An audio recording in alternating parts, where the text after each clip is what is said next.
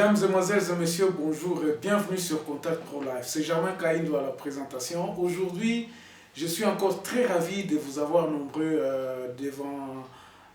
scotchés devant moi, scotchés sur vos téléphones, sur vos ordinateurs, sur vos laptops et en train de me suivre. Nous avons un sujet aujourd'hui que nous avions décidé depuis un certain temps d'en parler, qui se trouve sur la fatalité et puis l'inconscience du Congolais. Le Congolais, donc nous allons parler des Congolais, de son inconscience. Et quel est l'amour du Congolais vis-à-vis de son prochain. Alors, souffrez que cette émission va être en lingala et en français parce que je tire ce sujet où je le tire dans les groupes de discussion que nous avons, et nous avions été dans une conférence la semaine passée où nous avions parlé un peu de l'objectif 2023. Quel est le changement que le peuple congolais peut espérer, qui peut être fait dans cette législature pour que qui peut être commencé dans cette législature pour que on puisse commencer à avoir le fruit dans la législature qui partira de 2023 à 2028. Nous avons beaucoup de choses que nous pouvons partager, mais surtout la conscience congolaise, l'identité congolaise. Comment nous parlons d'abord de la conscience congolaise vis-à-vis de son prochain. Qu'est-ce qui se passe? Pourquoi est-ce que le développement, pourquoi est-ce qu'il y a trop de voleurs? Pourquoi est-ce que nous acceptons les antivaleurs? En fait, les antivaleurs animent les Congolais. Les Congolais, je ne sais pas si c'est un défaut, je ne sais pas d'où nous tirons cette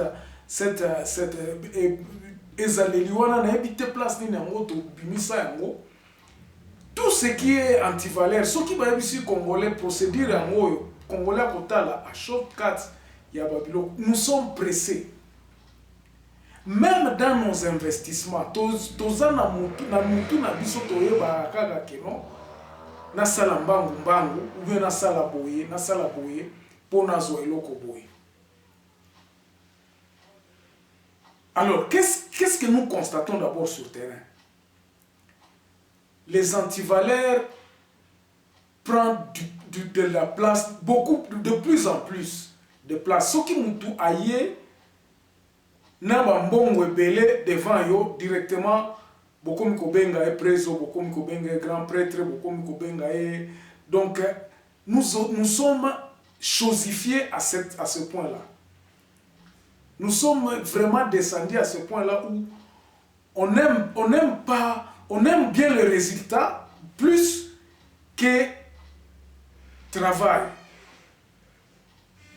Pour Nanini Bisoba Congolais, je peux vous dire une chose. Le Congolais, c'est un travailleur, c'est un bosseur. Le Congolais, quand vous le mettez dans un environnement où tout marche bien, où tout est cadré, il excelle. Nous sommes ici en Afrique du Sud, Bokoye, Bokotou Nangaï, Congolais, place Nini, Salaka. Même dans les petits boulots, Congolais sont conscients de Moussala, Congolais sont réguliers, Congolais sont na harni wana ya kolobakeno, na sala Moussala Nangaï et Sali Sabat. Imagine-toi par exemple les gens qui font des petits boulots, ceux qui ont une agence ou à côté, on a parlé au Camp. Au Camp, des jeunes garçons, des jeunes garçons comme on a au Kangata $20 na pouvoir katinda na kin pouvoir tinda na Uvira na Goma parti par là na Kisangani au kuta na ba agence ko ya batinda mbongo au komi tout no lobby mais donc Congolais aza na conscience wana. Mais qu'est-ce qui se fait chez nous au pays que les histoires ne marchent pas? Batu oyo ba dirigeant Congo, quand tu prends après l'indépendance, aujourd'hui règne à Mobutu. On taxe de Mobutu d'un forestier. oyebi ke bato oyo bavivaka na zamba bayeba kaka ke no nzete wana so na koti zamba bo nzete wana ebimisa bambuma. Donc quelqu'un, j'avais lu quelque part que Mobutu c'est un forestier auti na culture ya cueillette. Donc il a reçu le pays, il a dirigé le pays pendant 32 ans, mais Mobutu officiellement n'a construit que certaines petites histoires. Bilo comme ça soit na nyoso et outi et pas ya ba belge. Donc ba mindele batika. Tu t'imagines qu'à Chabunda, il y a un hôpital, il y a un sana qui a été oublié. Naibite so ki bato bazana Chabunda bo kotinde langai ata photo ya sanatorium ya Butembo, ya nani ya Chabunda dans le Uvira là-bas. J'ai été là-bas na Zalaka kuna. Et ça, un hôpital, parce que mon père était médecin inspecteur. Na yebi hôpital wana. Et si là, qu'est-ce qu'on a construit comme l'État? Qu'est-ce que l'État a construit comme hôpital na côté à Chabunda? Rien. C'est à peine Kakasiko yonde tokubandai koyoka ke non hôpital du cinquantenaire, tout ça. Est-ce que vraiment, est-ce qu'on peut prendre pendant 10 ans au compte? Bon. Alors, aujourd'hui, nous parlons un peu de réveil à conscience Nabiso. Quand nous nous réveillons comme ça, qu'est-ce que nous devons combattre à Liboso? Et ça va anti-valeur. Il faut tout favoriser Moussala. Les gens qui peuvent venir, balobi bazoa kotia bakado wana, il faut qu'on refuse. Et je vois déjà balobi non, aiba ki na mais quand même azongisi azo aeko kopesa babilo kona mboka abongisi atongi hôpital. Otongi hôpital. Mais nous avons des hôpitaux de l'État qui sont délaissés. Donc, au Ibimbongo, pour Bandakosala, c'est ce que pasteur Mukuna Bandai Koloba, ce qui est évêque Mukuna Bandai Koloba Lobi, tout cette Baltouana Nyoso Bayaki, Babomi Miba, Batsali Batu, Pesi Batu Bakarière minière na Bango. Donc, Bambongo est comme Kozala, Bapoche à Batu. Les gens ont récupéré, tout le monde a zoté à la place ni na kozambongo atia na poche na ye. Pourquoi? Parce que ça vient d'en haut. Et zo uta na likolo. Bon, la dernière trouvaille en internet awa, toye comment na Maman Olive aye polyclinique, Maman Olive tout ça. Est-ce que nous avons audité? Est-ce que cette personne-là est auditée? Est-ce que nous pouvons nous poser la question? Maman, ata ozalaka ex-première dame. Mbongo nini ngo yo ozwa mbongo wapi? J'ai entendu parler quelque part que non, quelque part na côté à Goma, à côté à Masisi kuna azalaka na babilanga na e tout ça. Mais je me demande même si ozalaka na babilanga na yo et puis ça taxe nini. Est-ce que c'est reconnu par le gouvernement du Nord Kivu? Ata soko zalaka na business na Katanga, est-ce que c'est reconnu par le Katangais? Bon, maintenant biso moko na ba Katangais, biso moko batu ya Nord Kivu, biso moko na batu Équateur. Au lieu de fungola miso to lo ba bon business o balobi keza ya Maman Olive. Bon, et ça, les marandés, quelles sont les modalités? Pourquoi pas nous-mêmes, nous ne pouvons pas nous organiser? Yakobanda Kotiaba. Totiaba structure, Tosala na éveil, pour n'amboka na biso ezonga na rai. Je vois les gens qui viennent, Baouti Mbandaka, Baouti Équateur, Balobi, Baye Kinshasa, pour Mboke Zokufa. Donc tout le monde vient Mboke Koufi. Bato bazali bazo kamba malamu te bayiba kimbongo boye bayiba kimbongo boye. Vous avez les droits maintenant. Il y a autant bato bazo lo bakeno peuple ami bundela kaye moko.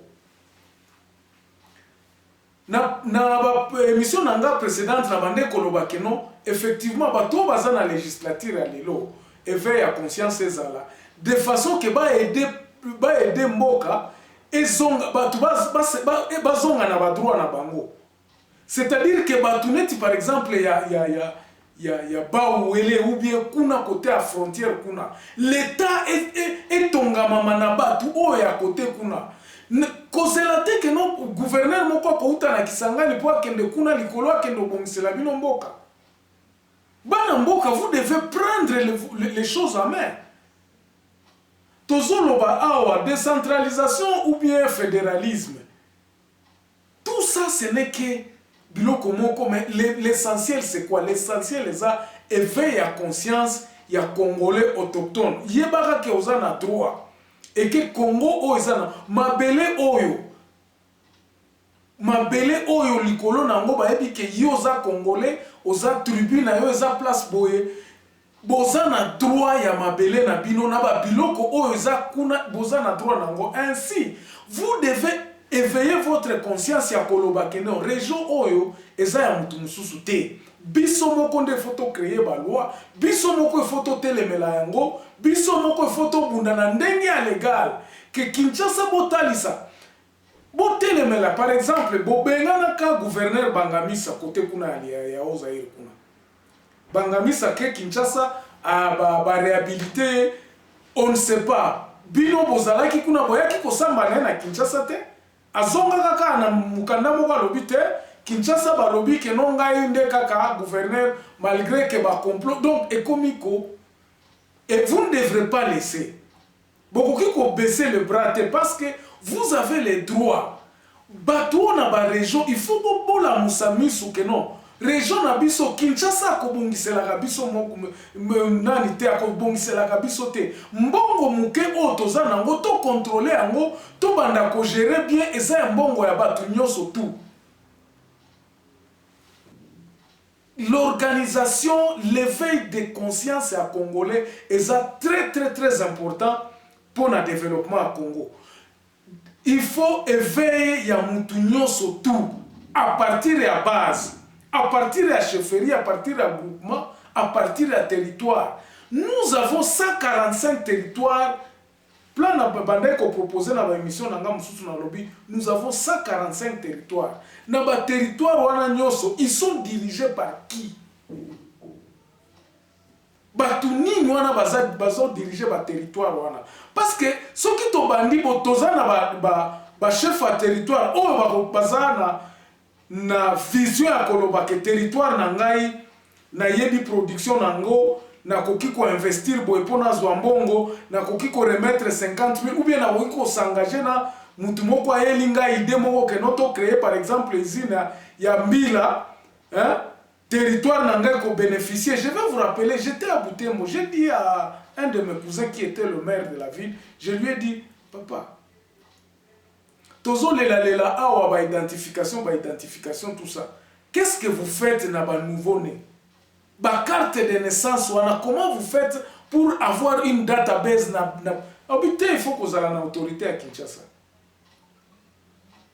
il faut que vous ayez une autorisation à Kinshasa plutôt. Toi la soko landiango moko tu vas voir que quelque part nous sommes nous-mêmes l'origine de notre malheur. Donc malheur na biso moko to kanga kamiso na place où il faut to kanga miso te. Babiloko oyo bakado, babiloko mtoye o nazopesa bino bakado, il faut to yeba ezoleka na canal nini. Biso nini tozo mi pesa importance nini. On s'arrête là aujourd'hui. Merci beaucoup, portez-vous bien. On se revoit demain dans un nouveau numéro. Au revoir.